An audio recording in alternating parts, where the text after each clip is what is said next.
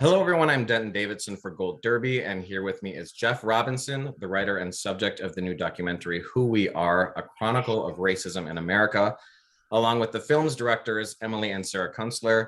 Thank you all for joining me all together, and I want to just kick things off with Jeff. You are a graduate of Marquette University and Harvard Law School, yet despite this Ivy League education, like many of us, you weren't taught so much of the subject matter discussed in this film.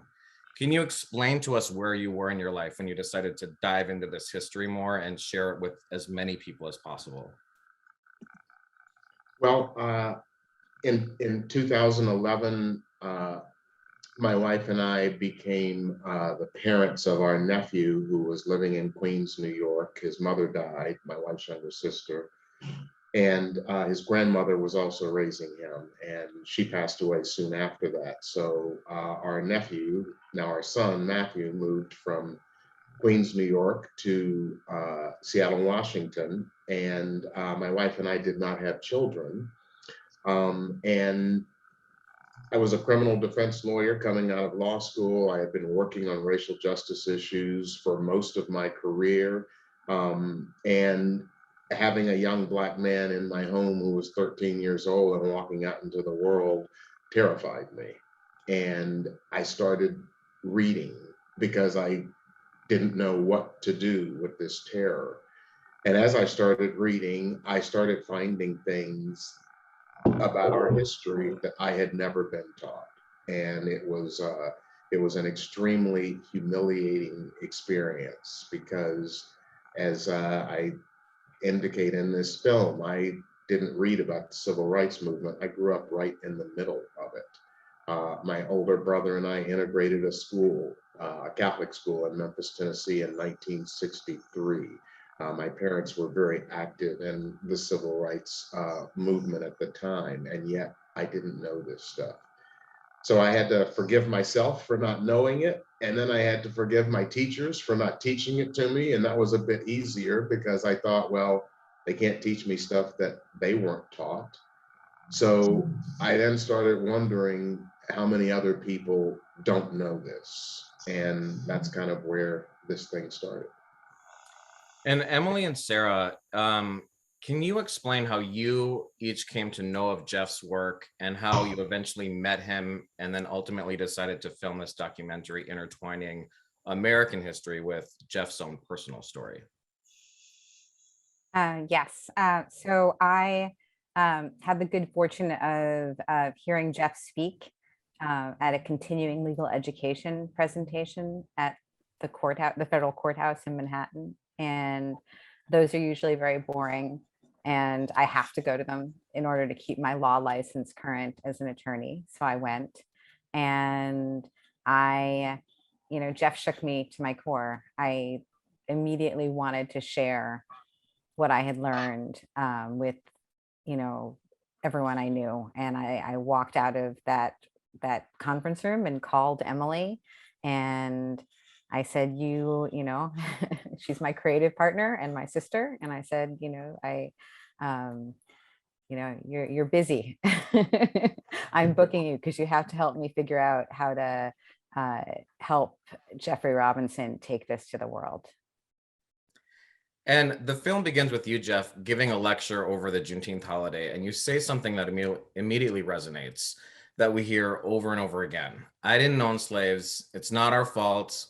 We didn't do it. It's not our responsibility. White people are sick of being called racist. And I think it's a brilliant place to start. But what made you want to ensure you addressed that right away?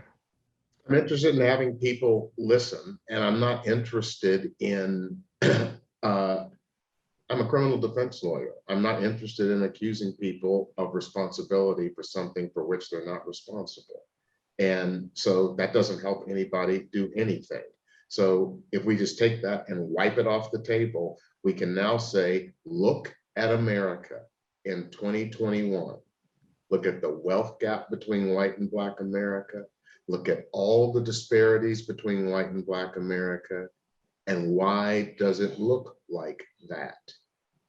And answering that question has nothing to do with whether we have responsibility for slavery. Answering that question has to do with what in our history brought us to this point? And if we don't know our history, we can't answer that question. And the film contains clips from that lecture, but then it dives further into subjects on the ground. You talk to supporters of the Confederate flag, the mother of Eric Garner, proponents of tearing down Confederate statues, the survivor of a Tulsa massacre, and there's so many more. But it's all while giving us insight into where this history comes from. So, Emily or Sarah, how did you decide who you wanted to approach for these interviews? Because there's so many possibilities. And then how do you then narrow that down and decide what ultimately gets shown in the film and what doesn't? Well, some of that was left up to chance. We started traveling with Jeff. He continued to give his presentation after the Juneteenth presentation. He continues to give his presentation today. But we hitched onto his wagon and went where he went. And wherever we would go, we would try to look into the local living history of the places that we went. And we tried to pick topics that were born out of his presentation. So we knew certain topics we wanted to hit, but we didn't know what people we were going to find that were going to play those particular roles. And a lot of it was luck. We invited people to Jeff's presentation in order to build trust. Jeff is such a welcoming and gracious presenter and human that when they would come and see these presentations, the next day they would say sure and agree to an interview. I mean, a lot of filmmaking, a lot of documentary filmmaking is based on trust, and it's hard to build that in an instant. But Jeff really moved us miles when people would come to his presentation, and then would agree to meet with him the next day or the day after. So and then in terms of what to include in the documentary, we had to stop shooting when the pandemic happened. We probably would still be shooting and collecting even more stories because it's endless. We actually are still shooting. We're going to continue to shoot. It's just going to have to be for something else now. But when the pandemic happened, you make the film with the footage that you have. So that's what we did, and we had to make some hard choices about what to include from the interviews we did, and some hard choices about what to include from Jeffrey's amazing 3-hour presentation. And Jeff, one of the things you do so brilliantly is bringing up these hot button issues for people, whether it's, the tearing down of the monuments, the Confederate flag, the history of Black people with police in this country. The most poignant for me was just the fact that this country was founded on racism, and you really only have to read what was actually written on record by our founders to see how this played out. So Jeff, how important was that to you to just lead by irrefutable facts that are just in plain sight if you look? Is that the lawyer in you? Yes, I think it's my training as a criminal defense lawyer. As I started reading and gathering these facts, I was overwhelmed and I didn't know quite what to do with them. And part of my training was when you are faced with an incredibly complicated set of facts with multiple people playing roles, put stuff into a timeline and see what happens. And when I started doing that, my head just started exploding because it was one step right after the other, right after the other. And you could just see a literal unbroken line from the thinking and actions of American colonists in 1619. Those same American colonists, or British colonists, if you want to call them that, who were British colonists on July 3rd, 1776, were Americans on July 4th, 1776. And they doubled down on the reliance on the institution of slavery. And when you see going to historical repositories, every state has, a historical society, and you can go look at stuff that people wrote down. Because when human beings think they're doing something important, we tend to write shit down. And they were forming a new country, and they were talking about how are we going to do this and what are the rules going to be, and everybody had a view, and they didn't have the internet, so they wrote stuff down, and you can go and see what they wrote, and it is what it is. So I learned as a criminal defense lawyer, if I'm asking a jury to believe my opinion, that's a hard sell. If I'm asking a jury to believe unrefuted fact, the facts speak for themselves. And I think that's what happens here. And Emily and Sarah, you are the daughters of William Kunstler, one of the famous defense attorneys of the Chicago Seven, and he was portrayed by Mark Rylance in the film The Trial of the Chicago Seven last year. What did his example teach you growing up, and how do you think that led you here to become filmmakers? Well, both of our parents, our mother and our father, taught us that it was our responsibility to stand up for what was right and to make change in the world. And they were both committed anti-racists. And as children, they would tell us all white people are racist.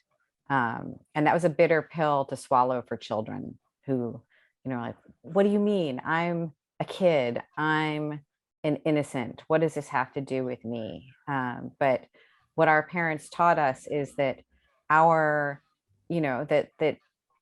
our complicity in a racist society and the privilege that we had for being white people within that society, there's no way to avoid that. It's part of how you operate in the world. It's part of how you see the world. And I'm a lawyer, and that's part of the path I took as a person committed to making change. But I've also, Emily and I have also been filmmakers for the past 20 years or maybe longer together. And for us, it has been our primary way of engaging with politics, with activism, with trying to put media out in the world that inspires people to look at things differently. And Can I Jeff, follow up on that for a second? oh yeah. Because I just really appreciate that answer. And, many people have said to me, why did you make this film with two white women?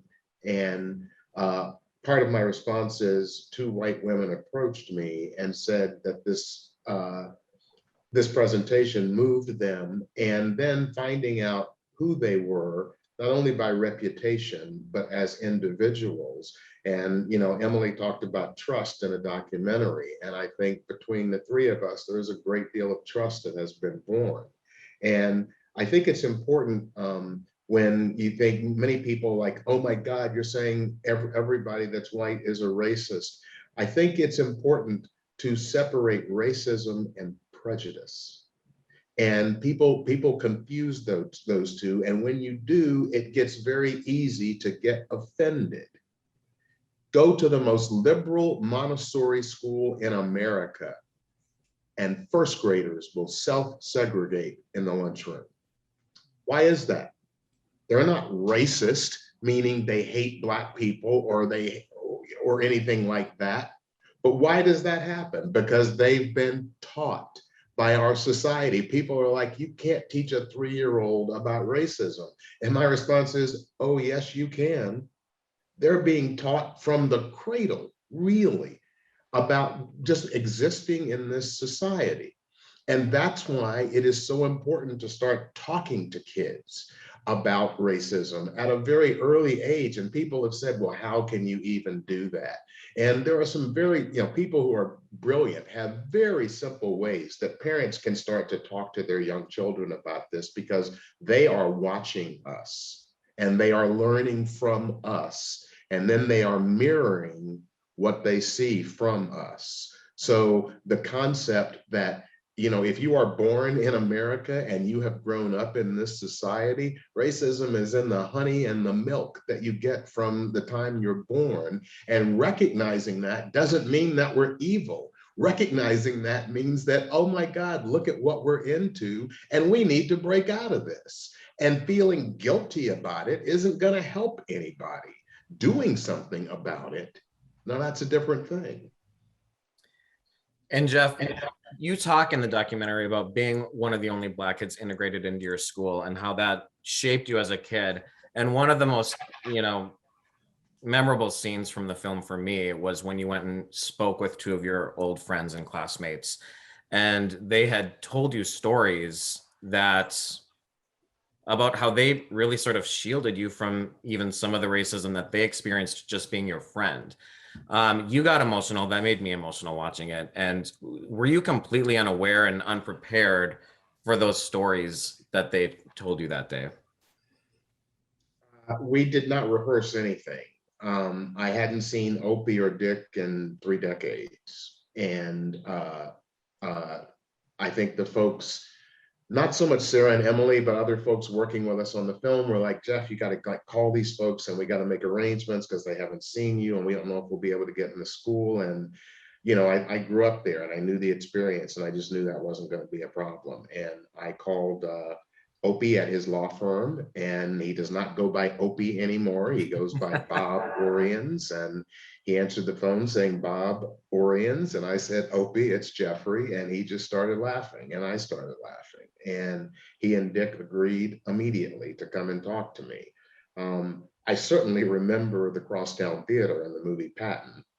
He didn't have to remind me of that.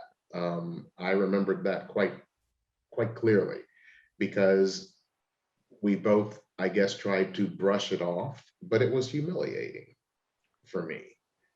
The incident in Walls, Mississippi, I did not know about.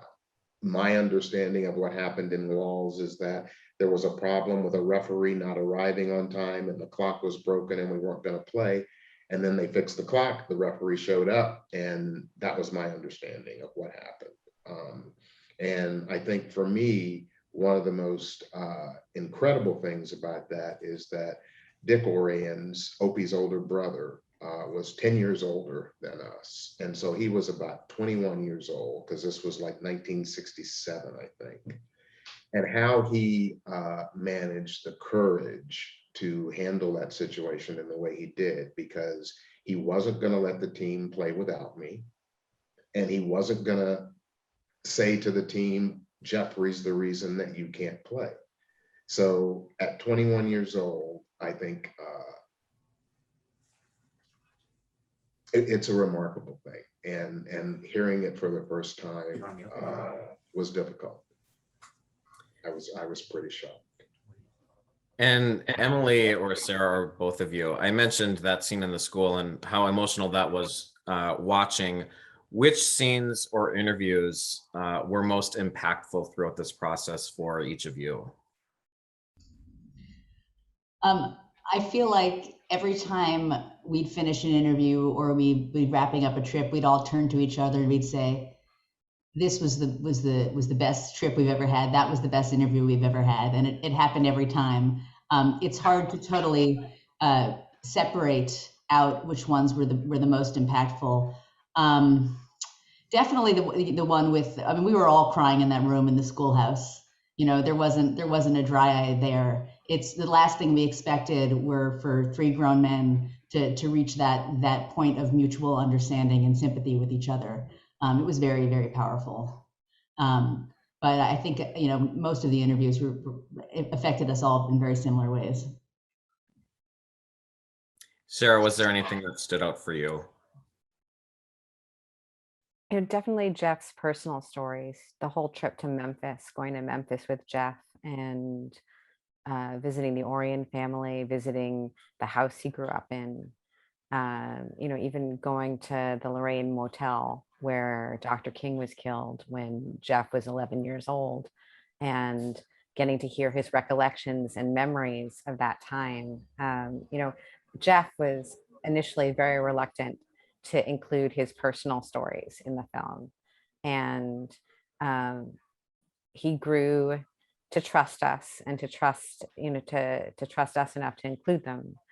And what I think it does is it you know, it's important to hear this from a personal perspective. You have Jeff on stage, you know, telling you, giving you this history, and getting a window into Jeff's life experience, and makes that history more potent. It makes that history more urgent.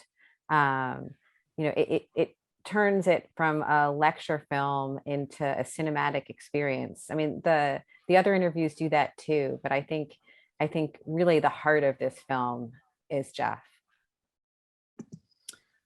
Well, Sarah and Emily Kunstler, Jeffrey Robinson, Who We Are, A Chronicle of Race in America will have a limited opening in December before going nationwide on January 14th. Congratulations to all of you on this film. The context is so much more broad than we could ever discuss in 15 to 20 minutes. So I encourage everyone to see it. As far as I'm concerned, it should be taught in American history classes all across the country. And if I could just say with what you just said, I'll throw in one last thing. When you talk about teaching this history in schools all over the country, that is what our organization, the Who We Are Project, is intending to do, whether it's in schools or whether it's reaching those kids in other ways. And that's www.thewhoweareproject.org. This film is simply our first asset, and we have much more coming. Incredible. And I want to say to our viewers, head over to goldderby.com, make your Oscar predictions and predictions for a ton of other awards shows coming up, and also check out more interviews with top contenders like Emily, Sarah, and Jeff. Good luck to all three of you once again, and thank you for speaking with me today about Who We Are, A Chronicle of Racism in America.